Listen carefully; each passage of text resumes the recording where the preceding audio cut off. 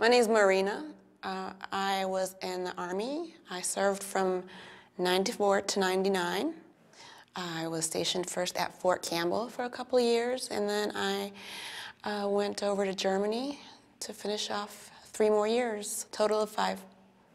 It was a rude awakening when I started at Fort Campbell. I had no idea what I was getting into. I had a really, really hard time beginning with basic training because I am not physically inclined, so I really struggled with passing my PT test. One of the first things that affected me the most was the consequences for being like 2 seconds late to formation.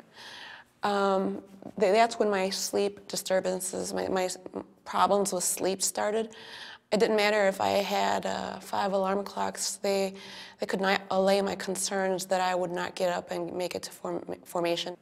The depression, I can definitely attribute it to my treatment in the Army and my superiors, specifically a couple, who just decided that, to make it their main mission in life to torture me and harass me and just abuse me. By the 2nd year, I was seeing a psychiatrist in the Army, and I was successfully treated with an antidepressant. Bipolar is notoriously difficult to diagnose because sometimes it takes years, 10, 20 years maybe, after you've probably been self-medicating. But it wasn't until when I got out that, in retrospect, I knew that I was going through like full-blown mania, just going out every single day, literally 6 nights a week on 3 hours of sleep. And then I hit rock bottom. I crashed, and that's when my mother just took me to Cook County, and she said, well, they help. And then when they realized that I was a veteran, they're like, why don't you go to the VA hospital down the street? I'm like, I can go there?